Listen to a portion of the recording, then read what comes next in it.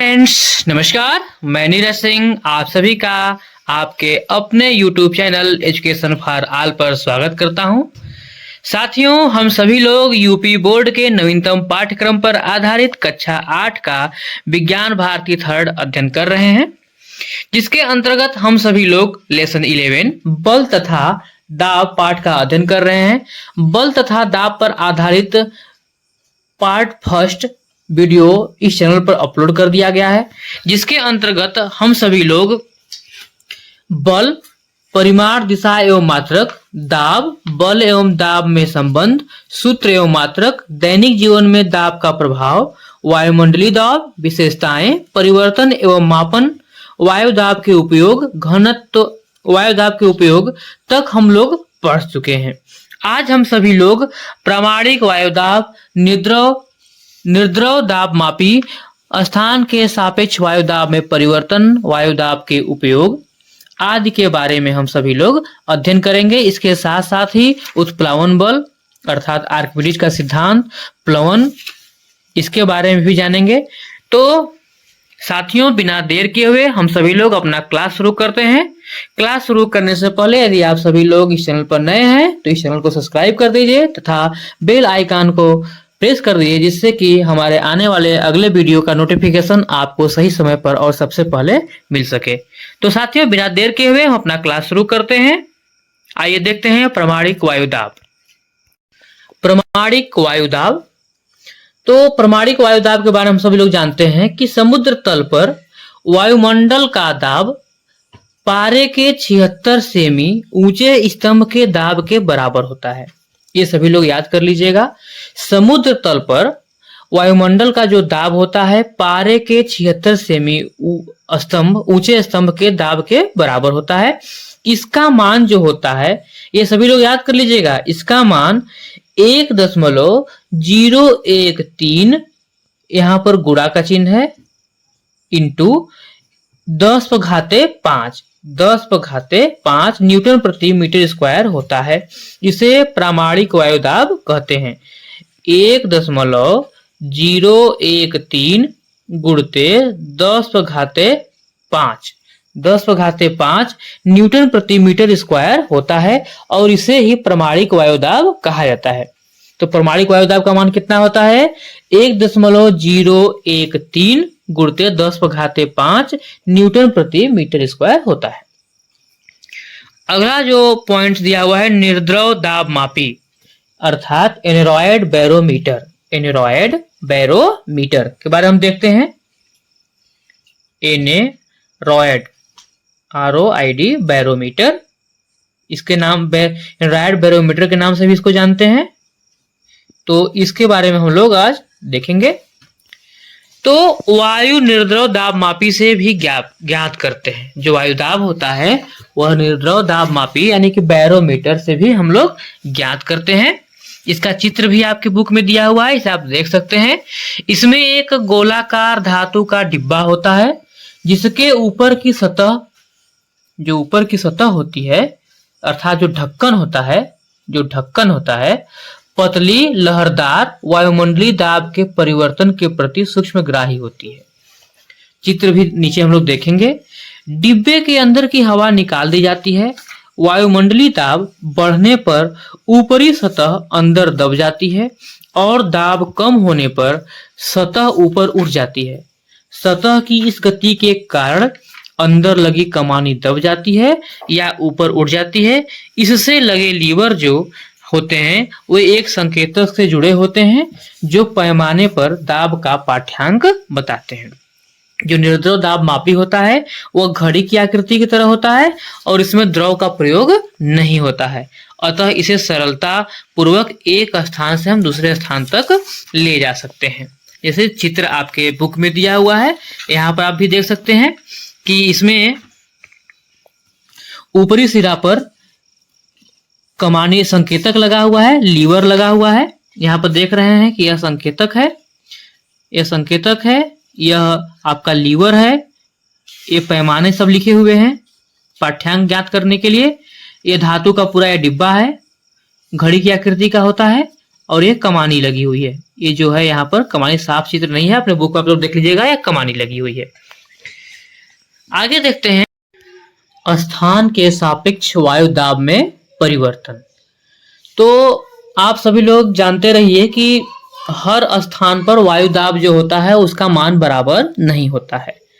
किसी स्थान पर वायु दाब कम होता है तो किसी स्थान पर वायु दाब का मान अधिक होता है, और एक जगह पर भी वायु दाब का मान समय के साथ साथ बदलता रहता है। जैसे देखते हैं कि पृथ्वी की सतह से लगभग 110 मीटर ऊंचे जाने पर वायुमंडलीय दाब का मान पारे के मान से 1 सेमी स्तंभ के बराबर नीचे गिर जाता है। नैनीताल की समुद्र तल से ऊंचाई 1800 मीटर है। वहां पर वायुदाब का मान केवल 60 सेमी पारे के स्तंभ के बराबर है। यह आप लोगों के बुक में नहीं दिया हुआ है, लेकिन इसे आप सभी लोग जानते रहिएगा कि जो नैनीताल की समुद्र तल से जो ऊंचाई है वो 1800 मीटर है, और वहां पर वायुदाब का मान केवल कितना है, 60 सेमी पारे के स्तंभ के बराबर है। आगे देखते हैं कि समुद्र तल से स्थान की ऊंचाई बदलने से दाब भी बदल जाता है। जैसे जैसे समुद्र तल से स्थान की ऊंचाई बदलती रहेगी, दाब का मान भी बदलता रहेगा। अतः स्थान की ऊंचाई के सापेक्ष वायु दाब बदलता है। इस कारण किसी स्थान पर वायु दाब ज्ञात करके उसकी समुद्र तल से ऊंचाई ज्ञात की जा सकती है। कुछ जो बातें हमने बताई थी वही बात यहाँ पर आपको सामने है कि एक निर्द्रव दाब मापी से प्रातः 8 बजे और सायं 5 बजे एक ही स्थान का दाब लें तो क्या दोनों पाठ्यांक एक होंगे? पाठ्यांक में थोड़ा अंतर हो सकता है, क्योंकि किसी स्थान पर वायुदाब थोड़ा बहुत घटता बढ़ता रहता है। ऐसा स्थानीय वायुमंडल की परिस्थितियों में बदलाव के कारण होता है। आगे हम सभी लोग वायु दाब के उपयोग के बारे में जानेंगे कि वायु दाब के क्या उपयोग हैं। तो वायु दाब के उपयोग के अंतर्गत हम सभी लोग जल pump, cycle pump, football pump, इनके कार्य विधि को हम जानेंगे, और इनकी जो जल पंप, साइकिल पंप या फुटबॉल पंप की जो कार्य विधि होती है वह वायु दाब पर ही आधारित होती है। तो सबसे पहले हम लोग जल पंप के बारे में पढ़ेंगे। तो आप सभी लोग अपने चारों तरफ हैंड पंप यानी कि जल पंप देखे होंगे। तो आप देखते हैं कि हत्था को बार बार ऊपर नीचे करते हैं तो कुछ समय के बाद ऐसा होता है कि हैंड पंप से पानी निकलने लगता है। तो कैसे होता है इसको हम समझते हैं। जैसे कि हैंड पंप जो होता है उस हैंड पंप में हत्था लगा होता है, ये हो गया हत्था, पिस्टन लगा होता है, 2 वाल्व होते हैं V1 और V2। आपके बुक में दिया है V1 V2, मतलब उसको V1 और V2 कर लीजिए, समझ लीजिए, इतने दिए हुए होते हैं। तो जैसे ही हम हत्था को ऊपर उठाते हैं, इसको हम जैसे ही पकड़ के हम ऊपर ले जाते हैं, तो ये जो पिस्टन होता है नीचे आने लगता है। ये पिस्टन कहाँ आता है? नीचे आता है। जब ये पिस्टन नीचे आता है तो जो वाल्व V1 होता है वह ओपन हो जाता है। V1 वाल्व क्या होता है? ओपन, खुल जाता है, और V2 वाल्व जो है वह बंद हो जाता है। और V1 वाल्व खुलता है जिसकी वजह से जो अंदर हवा भरी होती है वह बाहर निकल जाती है। अंदर की भरी हुई हवा जो है वह वायु जो है वह बाहर निकल जाती है, और वायुदाब के कारण जो पंप की नली का वाल्व V2 होता है वह बंद हो जाता है। यह V2 जो है बंद हो जाता है और V1 खुल जाता है जिससे कि हवा बाहर निकल जाती है। अब हम क्या करते हैं, जब हत्थे को नीचे दबाते हैं, हत्थे को क्या करते हैं? नीचे दबाएंगे। जब नीचे दबाते हैं तो यह पिस्टन जो है ऊपर उठने लगता है। पिस्टन कहाँ जाने लगता है? ऊपर जाने लगता है। जब पिस्टन ऊपर जाने लगता है तो यह V1 क्या होता है? बंद हो जाता है, और V2 जो है वायुदाब के कारण खुल जाता है। जब खुल जाता है तो जो यहाँ पर पानी भरा हुआ है, पानी धीरे धीरे ऊपर जाने लगता है, और यही प्रक्रिया बार बार दोहराने से अंत में पानी बाहर निकलने लगता है। इस तरह से जल पंप कार्य करता है।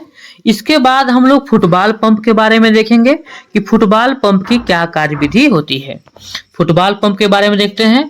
तो फुटबॉल पंप को हम देखते हैं, तो फुटबॉल पंप को परिचित्र को देखते हैं। फुटबॉल पंप में हत्था लगा होता है, यह पूरा बेलन होता है, इसके अंदर यह पिस्टन होता है, यह चमड़े का वाशर होता है और यह गोली लगी होती है। तो यह इसकी कार्यविधि क्या है इसको हम समझते हैं। तो फुटबॉल पंप द्वारा फुटबॉल में हवा भरते समय ब्लेडर में लगी पतली नली पर पंप का निचला सिरा कसकर लगा देते हैं। जो फुटबॉल का ब्लेडर होता है उसमें जो होता है पंप का जो निचला सिरा होता है, ये वाला सिरा कस के लगा देते हैं। अब जब पिस्टन को बाहर की ओर खींचते हैं, जो ये पिस्टन होता है इसको हम ऊपर खींचते हैं, मतलब बाहर की तरफ खींचते हैं, तो चमड़े का वाशर क्या होता है, सिकुड़ जाता है। जो चमड़े का वाशर होता है यह सिकुड़ जाता है और बाहर की वायु वाशर को दबाकर बेलन के अंदर भर जाती है, और जो बाहर की हवा होती है वह जो होती है वाशर को दबा करके बेलन के अंदर भर जाती है। इस समय गोली रूपी वाल्व नली के ऊपरी मुंह को बंद रखता है।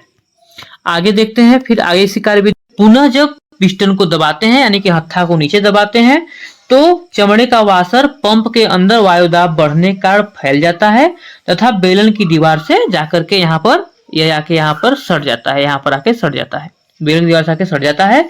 अब बेलन के अंदर वायु दाब बढ़ने के कारण नली में गोली अपने स्थान से जो होती है वह एक गोली अपने स्थान से हट जाती है और वायु ब्लेडर में पहुंच जाती है। वायु क्या होती है, अपने ब्लेडर में पहुंच जाती है। हत्थे को कई बार ऊपर नीचे करने से ब्लेडर में वायु भरती जाती है। इस तरह से आपका फुटबॉल पंप कार्य करता है। आगे हम सभी लोग साइकिल पंप के बारे में देखेंगे। देखते हैं। तो साइकिल पंप की भी कार्यविधि लगभग वैसे ही होती है। इसमें भी क्या होता है कि साइकिल पंप सभी लोग देखे भी होंगे। तो इसमें भी धातु का खोखला बेलन होता है। इसमें जो होता है, ये देखिए पूरा बेलन है, यहां से आप देख सकते हैं, ये पूरा आप देख सकते हैं कि धातु का खोखला बेलन है। उसके बाद क्या होता है, धातु खोखला बेलन होता है, इसके निचले सिरे पर साइकिल में हवा भरने के लिए रबर ट्यूब एवं हवा भरते समय जमीन पर स्थिर रखने हेतु एक पटरी लगी होती है। यहाँ पर एक पटरी लगी होती है और ये देख लिए पंप लगा, मतलब वाल्व इसमें है लगा हुआ है जिसमें कि आप टायर में ट्यूब में हवा भर सकते हैं। ठीक, इतना आप जानते ही होते हैं। यहाँ पर ऊपर हत्था लगा होता है, ये तो कंफर्म है, इतना जानते हैं। आकृति के बारे में समझ लिए। अब यह कार्य करता है कैसे, इसके बारे में जानते हैं। तो जब साइकिल का जो साइकिल पंप है उसके हत्थे को जब हम इसको ऊपर खींचते हैं, तो जब ऊपर क्यों खींचते हैं तो पिस्टन के नीचे खाली स्थान बढ़ने के फलस्वरूप वायुदाब कम हो जाता है। तो ये पिस्टन भी साथ साथ ऊपर जाएगा, तो पिस्टन के नीचे जो खाली स्थान होता है इसमें वायुदाब कम हो जाता है। और जब वायुदाब कम हो, जगह अधिक बढ़ रहा है तो वायुदाब क्या हुआ, कम हो जाता है। अब पिस्टन के ऊपर से हवा दबाव डालकर वाशर के नीचे बेलन में भर जाता है। जो हवा होता है वो वाशर के नीचे दबाव डालकर भर जाता है। और जब हत्थे के नीचे दबाया जाता है तो पिस्टन के नीचे की वायु पर दबाव पड़ता है। जब ये पिस्टन हम अब हत्था नीचे दबा रहे हैं अगर, तो अब ये पिस्टन में नीचे आ रहा है तो ये जो खाली स्थान जो पहले था उस पर अब दबाव पड़ रहा है, तो जिसके कारण क्या होता है वाशर के किनारे फैलकर बेलन में चिपक जाते हैं और दबी हुई वायु जो होती है रबर की नली से होते हुए ट्यूब में चली जाती है। ट्यूब में क्या होती है, यहाँ से चली जाती है। तो पंप में दबी हुई वायु वाल्व ट्यूब की सहायता से निकलकर रबर नली के द्वारा साइकिल ट्यूब में जाती है। साइकिल ट्यूब में भरी वायु के इस वाल्व ट्यूब पर बाहर से दाब डालने के कारण ट्यूब में भरी वायु बाहर नहीं निकल पाती। पिस्टन को बार बार ऊपर नीचे करने से साइकिल ट्यूब में हवा भर जाती है। तो साइकिल पंप को आप देखें, उसकी कार्यविधि को भी आप समझ गए। अब इसके आगे हम सभी लोग घनत्व के बारे में पढ़ेंगे कि घनत्व क्या होता है। देखते हैं घनत्व क्या है। तो घनत्व जो है किसी वस्तु के द्रव्यमान तथा आयतन के अनुपात को उस वस्तु का या वस्तु के पदार्थ का घनत्व कहते हैं। वस्तु का जो घनत्व होता है, द्रव्यमान और आयतन का जो अनुपात होता है उसी को पदार्थ का घनत्व कहते हैं। सूत्र भी होता है घनत्व बराबर द्रव्यमान बटे में आयतन, अर्थात D बराबर m बटे में v। m जो हो गया वो द्रव्यमान हो गया, v जो हो गया वो आयतन हो गया। यहाँ बताया गया है घनत्व को d से दर्शाते हैं, द्रव्यमान को m से तथा आयतन को v से व्यक्त करते हैं। तो याद किया रहेगा घनत्व जो होता है वह द्रव्यमान और आयतन के अनुपात को कहते हैं और घनत्व बराबर द्रव्यमान बटे में अनुपात होता है। आगे जो घनत्व का मात्रक है वह किलोग्राम प्रति मीटर क्यूब होता है, यानी कि मीटर घाते 3, किलोग्राम बटे में मीटर घाते 3 या किलोग्राम प्रति मीटर क्यूब होता है। आगे देखते हैं, आगे हम सभी लोग उत्प्लावन बल यानी कि अपथ्रस्ट के बारे में अध्ययन करेंगे कि अपथ्रस्ट क्या होता है। तो अपथ्रस्ट जो होता है उसको समझने के लिए हम एक क्रियाकलाप देखते हैं। तो क्रियाकलाप नंबर 8 के माध्यम से देखते हैं कि कांच का एक आयताकार गुटका लें, कांच का एक आयताकार गुटका लें और इसका आयतन ज्ञात करें। पानी में पूर्णतः भरा हुआ एक बर्तन खाली टब में रखें। जो पानी में पूर्णतः भरा हुआ है एक बर्तन खाली टब में क्या करें, हम रख देते हैं। तो कांच के गुटके को इसमें पूर्णतः डुबाकर गुटके द्वारा विस्थापित जल टब में एकत्र करें। विस्थापित जल का आयतन ज्ञात करें कि विस्थापित जो जल था वो कितना था। कांच के टुकड़े के आयतन और इस गुटके द्वारा विस्थापित पानी के आयतन में क्या संबंध है, देखते हैं। तो इससे हमको यह मिलेगा कि गुटके का आयतन जो था विस्थापित जल के आयतन के बराबर था। जब हम उसको नापेंगे तो हमें मिलेगा कि गुटके का जो आयतन है वो विस्थापित जल के आयतन के बराबर है। तो इससे ये हुआ कि किसी वस्तु को पानी में या द्रव में पूर्णतः डुबाने पर वह अपने आयतन के बराबर द्रव विस्थापित करता है। अर्थात किसी भी वस्तु को जब आप पानी में डुबोते हैं या पूर्णतः या आंशिक रूप से जब डुबोएंगे तो जितना उसका आयतन होगा, जितना उस बर्तन का आयतन होगा उतना वह पानी विस्थापित करेगा, मतलब उतना पानी वह इधर उधर करेगा। यही सिद्ध होता है। एक क्रियाकलाप और हम देखते हैं, क्रियाकलाप 9। एक ईंट लेकर उसे हवा में उठाएं, फिर पानी से भरे बर्तन में हाथ रखकर डुबोए। क्या होता है, आपको ईंट के भार में क्या परिवर्तन होता है, ईंट लेकर के अंदर डुबोते हैं, उसको इधर हिलाएंगे तो जो ईंट बाहर वजन था वह पानी में क्या होता है, हल्का महसूस होता है। ईंट क्या होगा, पानी में आप सभी को हल्का महसूस होगा। और क्यों हल्का महसूस होता है, क्योंकि ईंट का जो भार होता है, ईंट का जो आयतन होता है, ईंट के आयतन जो होता है उतना वो पानी विस्थापित करता है, वो इतना पानी इधर उधर हटाता है, जिसकी वजह से उस पर उत्प्लावन बल कार्य करता है या उस पर एक बल ऊपर की ओर बल लगता है, तो उसी को हम उत्प्लावन बल कहते हैं। और यह वस्तु के भार की दिशा के विपरीत दिशा में होता है। इसी कारण ईंट हमें क्या होती है, हल्की लगती है। जैसे हम देखें जो कि ईंट जो होता है, ईंट को पानी में डुबाने पर ईंट जो होता है अपने आयतन के बराबर हटाए गए पानी द्वारा ईंट पर ऊपर की ओर एक बल कार्य करता है और इसी बल को हम क्या कहते हैं, उत्प्लावन बल कहते हैं। इसको अपने चित्र में देख भी सकते हैं। और इस तरह से कुएं से पानी खींचते समय पानी से भरे बाल्टी को पानी के अंदर तथा पानी के सतह के ऊपर की ओर खींचने में आवश्यक बल में अंतर का अनुभव होता है। पानी के अंदर जब बाल्टी जाती है तो उसका वजन कुछ और होता है और बाहर आता है उसका वजन कुछ और होता है। जब अंदर रहता है तो उस पर एक उत्प्लावन बल ऊपर की तरफ कार्य करता है विपरीत दिशा में, जिसकी वजह से वह बाल्टी का पानी जो भरा होता है वो हल्का होता है, वही ऊपर आने पर उसका वजन बढ़ जाता है। तो उत्प्लावन बल के बारे में हम सभी लोग पढ़ रहे हैं। जैसे क्रियाकलाप 10 और 11 है, उसके माध्यम से भी उत्प्लावन बल को समझाया गया है। तो हम एक लाइन में कह सकते हैं कि जब कोई वस्तु किसी द्रव में पूर्णतः या आंशिक रूप से डुबोई जाती है तो उसके भार में कमी प्रतीत होती है। यहाँ पर है कि जब कोई वस्तु किसी द्रव में पूर्णतः या आंशिक रूप से डुबोई जाती है तो उसके भार में कमी आती है। भार में यह कमी वस्तु द्वारा हटाए गए द्रव के भार के बराबर होता है। और सर्वप्रथम इस जो है यूनान देश के वैज्ञानिक आर्किमिडीज ने इसे ज्ञात किया था, तो इन्हीं के नाम से इसे आर्किमिडीज का सिद्धांत भी हम सभी लोग कहते हैं। क्रियाकलाप 11 के माध्यम से भी बताया गया है। ये क्रियाकलाप माध्यम से में क्या है कि धातु की एक कटोरी लें, कटोरी के भार के बराबर उसी धातु का टुकड़ा लें। एक कटोरी लें और कटोरी का जितना भार है उसी के बराबर का एक धातु का टुकड़ा लें। कटोरी तथा धातु के टुकड़े को पानी से भरे बर्तन में बारी बारी डालें। देखें क्या होता है, जो धातु का टुकड़ा होगा वह डूब जाएगा, लेकिन कटोरी जो होगा वह तैरता रहेगा। ऐसा क्यों होता है, जबकि दोनों का वजन बराबर है? ऐसा क्यों होता है? ऐसा इसलिए होता है कि जो धातु का टुकड़ा होता है वह जितना जल विस्थापित करता है उस पर लगा उत्प्लावन बल उस पानी के भार के बराबर होता है। ठीक, और उत्प्लावन बल धातु के टुकड़े के भार से कम होने के कारण वह डूब जाता है। उत्प्लावन जो बल है वो धातु के टुकड़े के भार से कम होने के कारण क्या होता है, वह डूब जाता है। और कटोरी क्या होता है, कटोरी की विशिष्ट आकृति, उसकी आकृति कुछ अलग है, तो उसके द्वारा हटाए गए पानी का भार या उत्प्लावन बल उसके भार के बराबर होता है। अतः कटोरी पानी में तैरती है। भार में धातु के टुकड़े के बराबर होने पर भी कटोरी में अधिक उत्प्लावन बल लगने के कारण कटोरी पानी में तैरती रहती है। ये वजह होता है। तो वस्तु पर लगने वाला उत्प्लावन बल उसकी आकृति एवं आकार पर भी निर्भर करता है। इस क्रियाकलाप से हम यह सीखें। आगे हम सभी लोग पढ़ते हैं कि प्लवन क्या होता है, प्लवन किसे कहते हैं, इसे हम सभी लोग देखते हैं।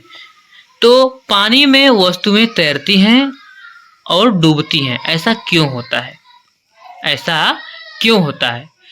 तो यदि किसी वस्तु का हवा में भार, जो किसी वस्तु का हवा में भार W है, यहाँ पर W रहेगा, W है, वस्तु को पानी में डुबोने पर वस्तु पर लगने वाला उत्प्लावन बल W1, यहाँ पर W1 रहेगा, W1 है। तो सोचिए क्या होगा, ये तीन स्थितियां दी हुई हैं कि W1 greater than W2, W is equal to W1, W, तीन स्थितियां दी हुई हैं, आप देख सकते हैं। तो पहली स्थिति में क्या होगा कि वस्तु पानी में डूब जाएगी, पहली स्थिति में पानी में डूब जाएगी। दूसरी स्थिति में वस्तु पानी में पूर्णतः डूबी हुई तैरेगी, मतलब डूबते हुए तैरेगी। तीसरी स्थिति में वस्तु पानी की सतह पर तैरती रहेगी तथा इसका कुछ अंश पानी में डूबा रहेगा, शेष भाग सतह के ऊपर तैरता रहेगा। बात समझ में आई? इसका अर्थ यह हुआ कि इससे यह निष्कर्ष निकलता है कि वस्तु का जो भार होता है उत्प्लावन बल के बराबर या इससे कम होने पर तैरता रहता है। यदि वस्तु का भार है वह उत्प्लावन बल के बराबर है या तो इससे कम है, तो वह वस्तु क्या होगी, तैरती रहेगी। और यही वस्तु का भार अधिक होगा, किसके भार के बराबर, उत्प्लावन बल के भार से, उत्प्लावन बल के बराबर या उससे अधिक होगा तो वस्तु, मतलब बराबर होगा या कम होगा तो तैरेगा, अगर अधिक होगा तो वस्तु पानी में डूब जाएगी। तो इसलिए प्लवन के नियम के हिसाब से क्या हुआ कि जब वस्तु का भार वस्तु द्वारा हटाए गए पानी के भार के बराबर होता है तो वस्तु पानी की सतह पर पूर्णतः डूबती हुई तैरेगी, और इसे ही प्लवन का सिद्धांत हम कहते हैं। इसे ही प्लवन का सिद्धांत कहा जाता है। तीनों स्थितियों को हम फिर से समझने की कोशिश करते हैं कि यदि वस्तु का भार जो है, वस्तु का भार उत्प्लावन बल से अधिक होगा तो वस्तु क्या होगी, डूब जाएगी। दूसरी स्थिति में है यदि वस्तु का भार उत्प्लावन बल के बराबर होगा तो वस्तु डूबती हुई तैरेगी। तीसरी स्थिति में यदि वस्तु का भार उत्प्लावन बल से कम होगा तो वस्तु ऊपर तैरती हुई, ऊपर रहते हुए तैरेगी। तीन स्थितियां हुई हैं। यदि वस्तु का भार अधिक है तो उस वस्तु का भार अधिक है उस पर लगने वाले उत्प्लावन बल से तो वस्तु डूब जाएगी। यदि वस्तु का भार वस्तु पर लगने वाले उत्प्लावन बल के बराबर है तो वस्तु डूबती हुई तैरेगी। यदि वस्तु का भार जो है वस्तु पर लगने वाले उत्प्लावन बल से कम है तो वस्तु ऊपर ही तैरेगी। ये तीन स्थितियां हुआ है, तीनों को हम सभी लोग देख लिए। आगे हम सभी लोग देखते हैं, आगे हम सभी लोग द्रव का दाब के बारे में अध्ययन करेंगे। तो इसको हम क्रियाकलाप 12 के माध्यम से देखते हैं कि द्रव का दाब कहाँ कहाँ पर कैसे कार्य करता है। इसको देखते हैं क्रियाकलाप 12 के माध्यम से। तो एक कांच की नली लीजिए, फिगर दिया हुआ है आपके बुक में, यहाँ पे देख सकते हैं। एक कांच की नली लीजिए, नली के एक सिरे पर गुब्बारे को बांध दीजिए, धागे से बांध देंगे जैसा चित्र में बांधा हुआ है यहाँ पर। तो नली के ऊपरी सिरे से पानी डालिए, पानी डालने पर क्या होगा, ऑटोमेटिक गुब्बारा फूलने लगेगा। तो इससे क्या सिद्ध होता है कि पानी की मात्रा जैसे जैसे बढ़ाते जाएंगे नली में पानी का स्तर बढ़ जाता है और गुब्बारा अधिक फूलता है। ऐसा क्यों? क्योंकि जल स्तर बढ़ने से पेंदी पर दाब बढ़ जाता है। इससे यह निष्कर्ष निकलता है कि जो जल होता है वह पेंदी पर दबाव डालता है, जो द्रव होता है बर्तन की पेंदी पर दबाव डालता है। पहला चीज, इससे यह निष्कर्ष निकला कि जो द्रव का दाब होता है वह बर्तन की पेंदी पर अधिक होता है। अब क्रियाकलाप हम 13 के माध्यम से देखेंगे कि एक क्षैतिज टोटी लगा बर्तन ले, टोटी लगा हुआ है, ये सामने लगा हुआ है, देख रहे हैं। इस पर क्या करें, मुंह पर गुब्बारा बांध दे, बर्तन को पानी से भरे। गुब्बारे की आकृति पर क्या प्रभाव पड़ता है, गुब्बारा फिर फूलने लगता है, फूल जाता है। तो जब गुब्बारा फूलता है तो क्या निष्कर्ष निकला, इससे यह निष्कर्ष निकला कि द्रव बर्तन की दीवारों पर क्षैतिज दिशा में भी दाब डालता है।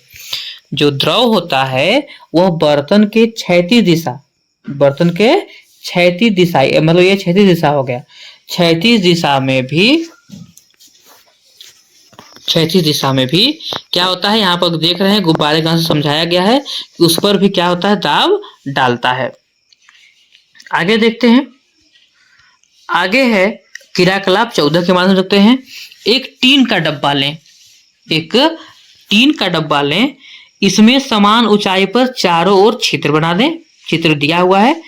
इसे पानी से भरें, क्या होता है, जल सभी दिशाओं में समान रूप से निकलने लगता है। तो इससे क्या समझ में आता है, इससे यह निष्कर्ष निकलता है कि द्रव सभी दिशाओं में समान दाब डालता है। द्रव पेंदी पर दबाव डालता है, द्रव बर्तन के क्षैतिज दिशा में भी दबाव डालता है, द्रव सभी दिशाओं में समान दाब डालता है। ये 3 निष्कर्ष निकले। आगे क्रियाकलाप 15 के माध्यम से देखते हैं। टोटी लगे टीन के डब्बे क्या करेंगे, आप लीजिए, टोटी लगे टीन के डब्बे लीजिए और टोटियों के मुंह पर गुब्बारा बांध लीजिए। तो डिब्बों में क्रमशः ऊंचाई तक, मतलब असमान ऊंचाई तक, किसी डब्बे में कम और किसी में ज्यादा भरिए। तो क्या होता है, दोनों डिब्बों में गुब्बारे जो मुंह पर लगे हैं उनको देखेंगे तो एक में गुब्बारा ज्यादा फूलेगा और एक में गुब्बारा कम फूला रहेगा। इसे आप घर पर भी कर सकते हैं। तो क्या होता है कि द्रव का इससे यह निष्कर्ष निकलता है, चित्र में देख सकते हैं कि इसमें गुब्बारा कम फूला हुआ है, इसमें गुब्बारा अधिक फूला हुआ है, क्योंकि इसकी बाल्टी में पानी अधिक है और इसमें थोड़ा सा कम है। तो क्या होता है कि द्रव का दाब जो होता है गहराई बढ़ने के साथ साथ बढ़ता है। द्रव का जो दाब होता है वह गहराई बढ़ने के साथ साथ बढ़ता है। तो यह क्रियाकलाप हम लोग 12, 13, 14 और 15 के माध्यम से देखे कि द्रव का क्या प्रभाव होता है। तो क्रियाकलाप 12 के माध्यम से हमने सीखा कि द्रव बर्तन की पेंदी पर दाब डालता है। क्रियाकलाप 13 के माध्यम से हमने देखा कि द्रव बर्तन की दीवारों पर क्षैतिज दिशा में भी दाब डालता है। क्रियाकलाप 14 के माध्यम से हमने देखा कि द्रव सभी दिशाओं में समान दाब डालता है। और क्रियाकलाप 15 के माध्यम से हमने देखा कि द्रव का दाब गहराई बढ़ने के साथ साथ बढ़ता जाता है। क्लियर? आगे हम सभी लोग देखते हैं। इस पाठ पर आधारित सभी महत्वपूर्ण जो टॉपिक्स थे वो समाप्त हो चुके हैं। अब हम लोग देखेंगे कि हमने क्या सीखा, हमने इस पाठ के आधार पर क्या सीखा, वही हम देखते हैं। इस पाठ के अंतर्गत हमने जो सीखा वो ये है कि बल में दिशा एवं परिमाण होता है। एसआई पद्धति में इसका मात्रक न्यूटन होता है। आगे हमने सीखा कि एकांक क्षेत्रफल पर लगने वाला अभिलंबवत बल को हम सभी लोग दाब कहते हैं। आगे हमने सीखा कि किसी वस्तु का आपेक्षिक घनत्व तो उस वस्तु के घनत्व तथा 4 डिग्री सेंटीग्रेड पर पानी के घनत्व का अनुपात होता है।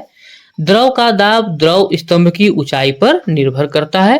इस तरह से विज्ञान भारती 3rd पाठ्य पुस्तक पर आधारित पाठ बल तथा दाब का समग्र अध्ययन समाप्त हुआ। वीडियो देखने के लिए आप सभी लोगों का बहुत बहुत धन्यवाद। हम सभी लोग अगले वीडियो में इसी पाठ के नेक्स्ट पार्ट में हम अभ्यास प्रश्न हल करेंगे। तब तक आप सभी लोग स्वस्थ रहिए, मस्त रहिए और सीखते रहिए।